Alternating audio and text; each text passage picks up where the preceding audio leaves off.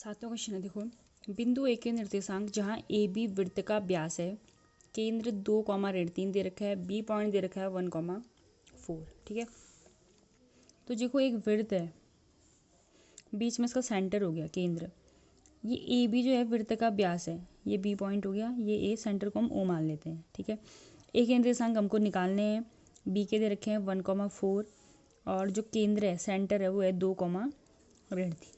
ठीक, तो देखो हमें पता है कि देखो ए ओ भी त्रिज्या होगी, ओ बी भी त्रिज्या होगी, यानी इनकी डिस्टेंस क्या होगी, इक्वल होगी, है ना। यानी अनुपात कितना होगा, 1:1। ठीक, और बिंदु ए के निर्देशांक मान लेते हैं हम x, y। तो देखो हम लिख लेते हैं कि माना ए के निर्देशांक बराबर कितने हो जाएंगे, x, y। ठीक है, और o जो है बिंदु का केंद्र है। ठीक, तो इसके निर्देशांक दे रखे हैं 2,3। हमको ऐसा लिखना है कि ए ओ बराबर ओ बी। क्यों, क्योंकि ये क्या है, त्रिज्या, पूरा व्यास है तो आधा त्रिज्या। अब त्रिज्या है, दोनों बराबर हैं तो बराबर अनुपात में विभाजित कर रहे हैं, तो विभाजन सूत्र जब हम लगाएंगे तो ये m1 m2 की जगह कितना रखेंगे हम, 1 और 1, क्योंकि ए ओ और ओ बी क्या हैं, बराबर है। ठीक, बी के निर्देशांक हो गए 1,4, ओ के निर्देशांक हो गए 2,3। ठीक है, तब हम लिखते हैं कि विभाजन सूत्र से। तो अब देखो यहाँ पे, वहाँ पे हम x निकालते थे ना, तो यहाँ पे जो x होगा ये मध्य बिंदु होता है ना, या मध्य बिंदु वाले निर्देशांक से भी निकाल सकते हैं, क्योंकि ये इनका मिड पॉइंट है, ये दोनों आपस में बराबर है ना, और बराबर अनुपात में भी विभाजित कर रहा है, तो विभाजन सूत्र से हम मध्य बिंदु वाला कॉन्सेप्ट भी यहाँ पे यूज कर सकते हैं। ठीक है, हम लिख देंगे कि चूंकि ओ ए बी का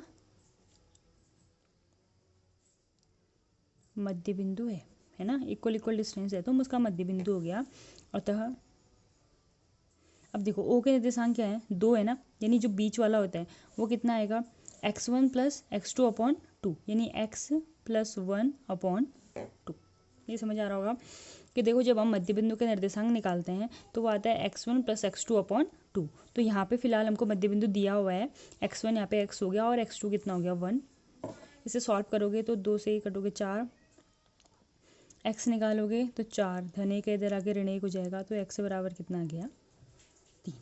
ठीक, ऐसे देखो हम दूसरा निकालेंगे यहाँ पे, क्योंकि ओ ए बी का मध्य बिंदु है तो दूसरा y वाला पॉइंट भी सेम आएगा, तो -3 = कितना हो गया, y = y1 + y2/2, y1 + y2/2। 2 से गुणा करोगे ऋण 6,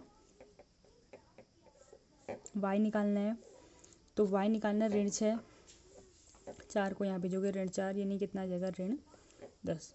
तो लिखोगे कि अतः ए के निर्देशांक बराबर x कितना हो जाएगा, 3, y हो जाएगा -10। ठीक है, तो ये ऐसे आपका ये निकल जाएगा। ऐसे देखो 8वां क्वेश्चन है, ए और बी के निर्देशांक आपको दिए हैं, बिंदु पी के निर्देशांक ज्ञात करने हैं ताकि ए पी बराबर है 3/7 ए बी। जैसे सपोज खाली एक लाइन ले लेते हैं, ये बी पॉइंट, ये ए पॉइंट, इसके निर्देशांक है -2, -2, बी के हैं 2, -4, पी पॉइंट कहीं भी है कह रहा है इसके बीच में। ठीक, तो देखो इसने क्या दे रखा है, इसने हमको दे रखा है कि ए पी बराबर दे रखा है 3/7 ए बी। हमको पी के निर्देशांक ज्ञात करना है। तो देखो अगर इस ए बी को हम यहाँ क्रॉस मल्टीप्लाई करते हैं तो a p upon a b जो होगा वो कितना हो जाएगा, 3/7। इस ए बी को हम यहाँ ले आए। ठीक, तो देखो ये है ए पी और ये पूरा कितना है, ए बी। इसका मतलब कितना है, देखो ए पी जो है वो थर्ड पार्ट है और ए बी पूरा कितना है, 7 है। ठीक, तो यहाँ से हम पी बी निकाल सकते हैं। देखो अतः पी बी, अगर ये ए बी पूरा 7 है तो जो पी बी निकालेंगे क्या करेंगे, 7 में से 3 को माइनस कर दोगे, ये कितना आ जाएगा, 4। यानी यहाँ पे जो रेशियो आएगा वो आएगा 3:4। ये चीज़ समझना, ये है a p upon a b, समझ रहे हो ना। तो ए पी कितना है, थर्ड पार्ट है, इनका जो रेशियो है, और ए बी कितना है, 7। अभी हमको फार्मूले में ए बी की ज़रूरत नहीं होती है, हम ये देखते हैं कि m1 रेशियो m2 पे डिवाइड कर रखा है। ठीक है, तो यहाँ पे हमने ए पी को 3 बोल दिया, तो अगर ए बी ये पूरा पोर्शन 7 है, ये इतना 3 है, तो बचा कितना आएगा, ये 4 आ जाएगा। ठीक, अब हम मान लेते हैं कि माना पी के निर्देशांक बराबर x,1। इस p को हमने x,y मान लिया। अब ये आपका x1 y1 x2 y2 m1 m2। तो आप विभाजन सूत्र से p के निर्देशांक निकाल सकते हैं।